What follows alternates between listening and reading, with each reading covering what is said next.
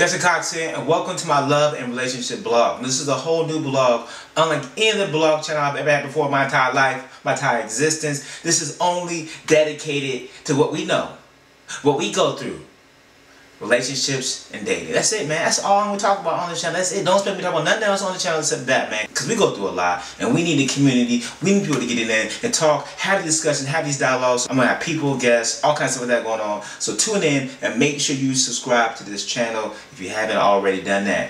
Thanks for watching. Peace.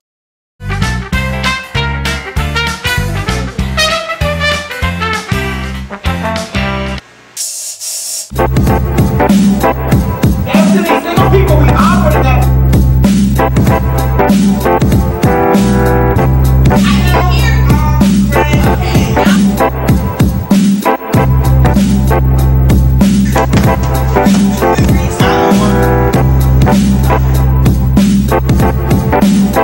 So today I'm gonna do a video on people whose standards are too high. You know, sometimes I hear people saying, I ain't gonna date nobody like this. I got my standards, you know. Hey, I ain't gonna compromise my standards. I got my standards. I got my standards. When you hear the standards, man, the standards are so high. It's like, man, you gonna date Jesus? Date Jesus. Because nobody else is gonna meet those standards. And even then, some of y'all wouldn't even date Jesus because really Jesus didn't have a job. He wasn't working. He wasn't putting in back. We don't know. I mean, how good was Peter's credit? Would the Apostle Paul qualify? After hearing a lot of my friends talk about what they want and what they don't want in a relationship, I'm like, man, look, y'all gonna be like the Golden Girls. Y'all gonna be like some old, crusty girls sitting around the table talking about, thank you for being a friend and travel down the road and back again. Your heart is true, because we ain't got no man in our lives. We sitting here with a bunch of old, crusty old women, but thank you for being a friend. Thank you for being a friend.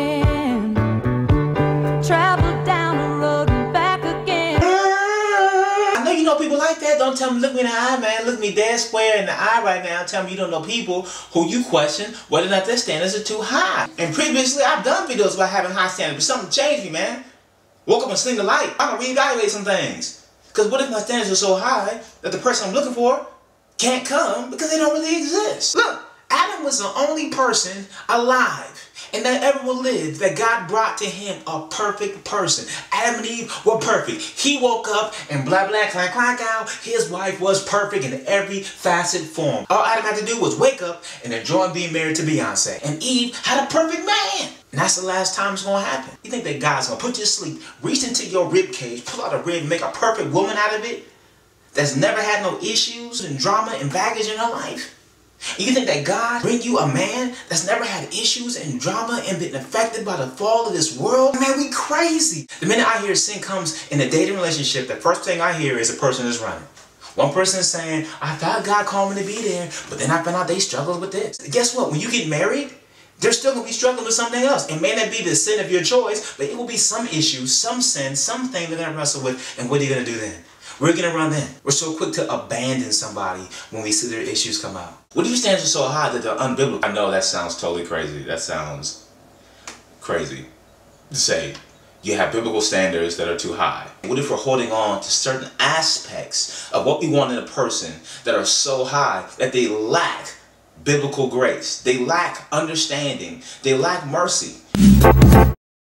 But what if we had a list of standards? And I haven't seen this ever. I mean, this is new revelation. Write this down. Go get a pen and pen, put it in your phone. A new revelation of a new standard that I'm developing right now that really changed my life. What if we included in our standards the reality that the person is not going to be perfect? Instead of making a list about how I want them to have the six-pack and nice legs and perfect credit and a nice car and a nice home. What if we made a list about all the struggles that we think our spouse could have? Girls, what if you made a list and you got together with some married women and said, look, what are some areas you've seen over the years that you know that married men struggle in? What if we had a list of the stuff that we're going to have to deal with in our spousal marriage? The sins, the pride, the brokenness that we may have to deal with. And what if we were praying about these lists? So the point where God sends you somebody and they're like, look, man, I got struggles. You're like, I've been praying for these struggles. Because we're already prepared for the fabulous. I mean, we're ready for the fabulous. I mean, we're ready to marry the person that's like fine and got it all together and prayer life and eats communion man for lunch and all this other stuff. We're ready for the perfect person, but are we ready for the flawed person? I don't talk to enough married people to know that your spouse ain't gonna be perfect. I don't care how much Bible they know, how much church they go to, and how much communion they put in their sippy cup. You are not gonna have a problem-free marriage and a sin-free marriage. I know, the more perfect the person is, the cleaner the marriage. Less hiccups, less drama. Hey, I'm with that, man. Who wants to have issues and drama in their marriage? But can you name one person that doesn't have it? The Cosbys, right? But did you know Felicia Rashad? Dude, she was married 3 different times. Here she is starring on a show about a perfect marriage and a perfect family, but she didn't have one herself. She had struggles and issues in her own marriage off screen. Your marriage is gonna have issues in it. It's gonna have brokenness in it. But it's up to you whether or not it's gonna have healing in it. What if he had a revelation from God that reflected the whole person? I mean, don't we get all these revelations like, God don't tell me who I'm gonna marry. I know who I'm gonna marry. Will he have issues? We ain't ready for that, huh? Man, God told me who she gonna marry. She gonna be like this. It's gonna be like Beyonce. And she gonna have no attitude. She gonna be in there cooking. And if I come home late, she ain't gonna be tripping. Okay. But are you ready for her flaws? You ready for perfection? Oh, you ready for perfection, boy. You ready for that honeymoon forever type marriage. But are they gonna have issues? Now I'm trying to think of something else to say, but I don't know what I'm gonna say right now. Because I'm flashing a blank. I know somebody gonna take this and twist up and be like, oh, Justin, you crazy. Well, the moment you talking about 15 questions everybody should ask, and yes, it's the reason why I took that video down. It just lacked balance. And I had to get that balance through struggle, through trial and error, through falling, through getting built up and being healed, through love and grace. Like, I had to get balance. You know what I don't like about some of those videos is some people love those videos because they're so hard. My video that I'm talking about, don't date somebody that's doing this, and don't date somebody that's doing that. And if you see this and they walk, run. You better not stay, girl. You better get up out of there. We love that. But what about if you see this and they walk? Do you have the grace to walk with them? We don't want to hear that. Because that's where the change happens. It's hard for us in the body of Christ sometimes to see the person behind the flaw. Your spirituality and your strength as a Christian should be manifested in your ability to love people, journey with people, and show grace. But oftentimes, our strength as believers just comes in our standards. This comes in what we're not willing to do. But then what are we willing to do?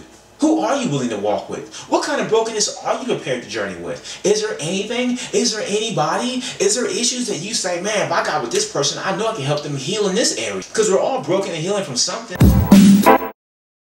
My life changed the minute I started believing that God was going to send me a girl that loved him, that's spiritual, that bears fruit at the same time is flawed, has baggage from her past, has issues, has patterns of sin that she's still trying to break and doesn't even know about. The minute I realized that in this person, in this hybrid is going to be my wife. Because in that hybrid, I'm going to be somebody's husband. What if, just what if, instead of expecting Mr. Perfect and expecting Miss Perfect, what if we actually expected baggage, expected issues, expected drama, but at the same time expected somebody that's maturing in Christ, somebody that's willing to deal with it, somebody that's willing to grow and talk about their issues, somebody that's willing to be real and transparent. Of course, and in that time, if you decide this is not the person for you, it's not the person for you. If you decide that, you know what, I work with this person, I'm trying, I'm growing, I'm praying, all that good stuff, and this is not the person for me, cool. But at least you can say you tried. And there is a balance to all this. I'm not saying you go out and just pick somebody that's in the streets, that's crazy and wild and just up there killing people, and you're like, hey, I'm gonna heal him, I'm gonna love him, I'm gonna let him hold this, I'm gonna help him, I'm gonna pray. Just made me think about a lot of things. And again, reading the scriptures saying that how he walked with people that had issues, but that were striving and that were trying, but had genuine, real struggles in their lives. And I started seeing that, like, it seems like in this dispensation that God's most likely going to bring somebody to me that have issues in their lives. That's going to love him, yes, but won't be perfect. And as I began to think about that, I stopped glorifying how high my standards were. I stopped talking about it every 5 minutes and making videos. This is why I won't compromise. This is why I'm still single, because I ain't found nobody that's worthy. I mean, all that stuff. And I started really just thinking, like, what if I just prepared myself to love whoever God sent me that was in the faith, but had still issues and baggage? Isn't that what we all want? To be able to be completely laid bare before somebody and that they love us for who we are. They love us even though we have issues. They love us unconditionally even though we're broken. And they love the fact that we're on the path of recovery. We're on the path of healing. We're on the path of being restored in various areas of our life. Why I changed? I wanted my love to model God's love. And his love, he factors a lot into his love for us. He factors into our issues, our drama, our baggage, our sin. He factors so much of that into and says, you know what? I'm going to love you in spite of all that. But as I love you, I am going to call you to something greater. I am going to call you to heal in these areas. I am going to call you to grow and mature in these areas. But I love you, and I'm going to walk with you as you do that. And I didn't have that love when I dated. When I dated, it was like when I saw issues and sin in their life, I was like, deuces, I'm gone. I ain't dealing with that. I ain't dealing with that. Like, who am I? So I wanted my love to be more like God's love. I wanted to be more balanced. I wanted to be able to listen to somebody's story before I judge them because of what I see in their life. So a little while ago, I had somebody I was really interested in, and they weren't on my level, and I stepped off. And every girl I meet that wasn't on my level or was missing something, whatever, I walked out and I found out that I had no capacity to journey with somebody, to be by somebody's side that wasn't all together, and then wanting to be by my side and I'm not all together. And what fueled it all was pride. I couldn't see my own issues, my own struggles, the own things I needed help with. And I ran this person away. And there was times I would think about, man, was this my wife? I can't believe I ran this person away and treated them so poorly. And they're probably more worthy than I was in the end. I just couldn't see it. And that just changed everything. You know what, now it's so much deeper. I actually expect people to be broken. We all got baggage. The question is, are you saved enough to help that person unpack? Look, I'm just a cocksucker now. Holla at your boy. Peace.